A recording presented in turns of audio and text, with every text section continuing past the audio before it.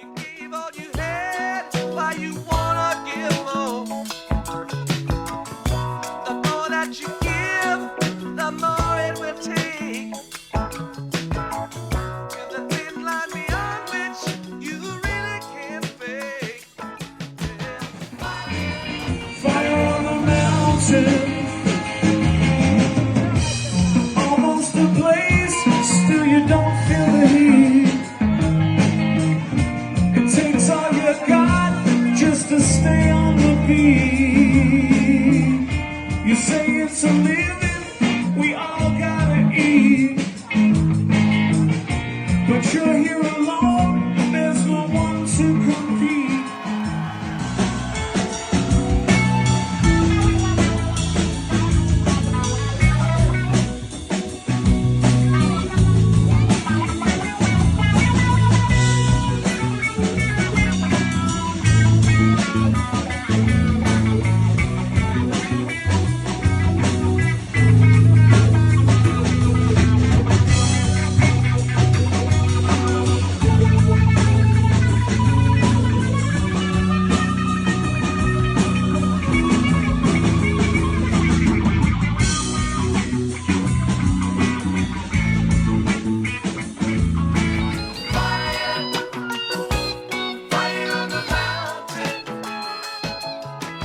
Another classic gig on that tour was Cornell University in Ithaca, May 8th, 77. I'll tell you why it was such a classic gig, in my opinion. I was there, so I could tell you my experience might have been different than other people's. People were having a religious experience, and I thought they were great, but I was definitely not having a religious experience.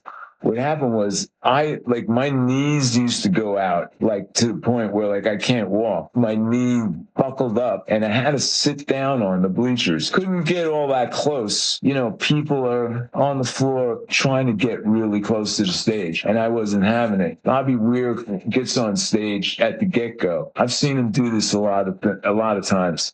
And he goes, "Look, the people up front are getting horribly smashed, and we need everybody to play America's favorite fun time concert game. Take a step back." And then, the drummers would kick in, and Bobby would go, "And take another step back, and then take another step back." Not that it would work, but he had to do it. He had to do something, I think maybe it worked a little bit.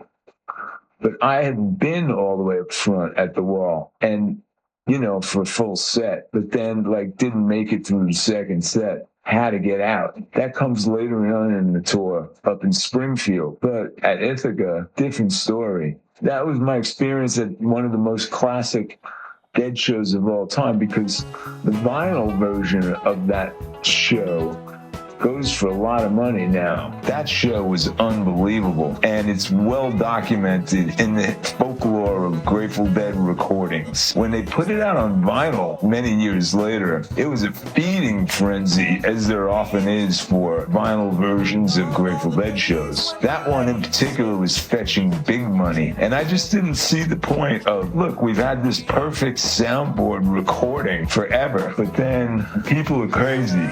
And I think what made the gig a standout was they did this amazing Morning Dew at the very end, and then there was a Saint Stephen, Not Fade Away, these kinds of things. It was just kind of good all the way through. And it looks like the old man getting. Whoa, baby. That band was crazy good in 77. They never did re-release it. I've seen it going for expensive prices. But of course, I never felt I needed it because I had a nice soundboard recording of it. And how good was that show? Let me tell you, one of the all-time classics. And you know how Deadheads are. They won't let go of the memory. So they actually tried to reinvent that show on the anniversary of it with this Dead and Company thing. I, of course, was not interested.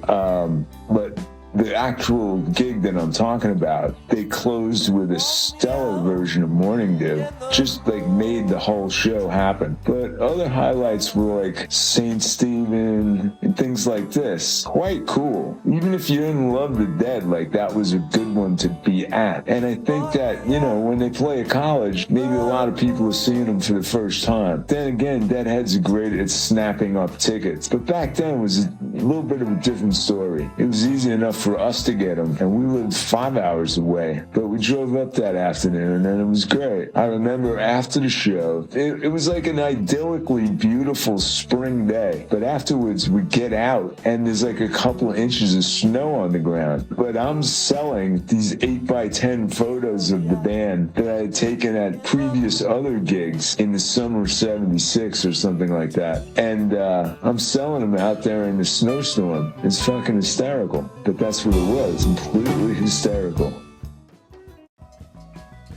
I want to talk about the '77 Dead Tour when they played 5 nights at the Palladium. Not to be confused with the Beacon Theater, the Palladium, which was on East 14th Street between 2nd and 3rd Avenue. Back in the day, the Palladium was the Academy of Music. And in the 60s, I can tell you that the Kinks played there as well as the Stones. I actually have photos of the Stones on stage at that gig. A friend of mine, Don Paulson, was a photojournalist at that time. I have a lot of Don's work at my home. Really nice prints. Anyway, so the Dead are doing 5 nights at the Palladium. Tickets go on sale in Long Island, and it's a feeding frenzy at this record store, I think it was, or a clothing store. And everybody's pushing up against the glass. People broke the glass at the storefront. It was a hellacious scene, but that was always happening at, you know, whenever Dead tickets went on sale.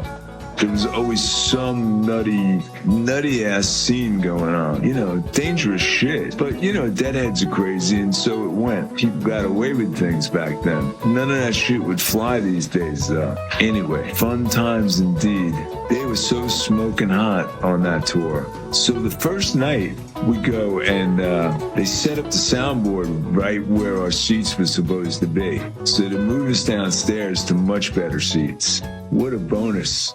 They open up with this really red-hot Help on the Way. Now, let's remember that on this tour, Terrapin Station was just about to come out. So they're premiering all these songs that are on the record, like Fire on the Mountain. But they're doing it, they're constantly doing this segue out of Scarlet Begonias into Fire on the Mountain. This is a brand new thing back then in '77. It didn't become like this old hat thing until years later when everybody got tired of it, especially the band. I mean, you could just tell, like, if they're not tired of playing this right now, like, somebody's not telling the truth.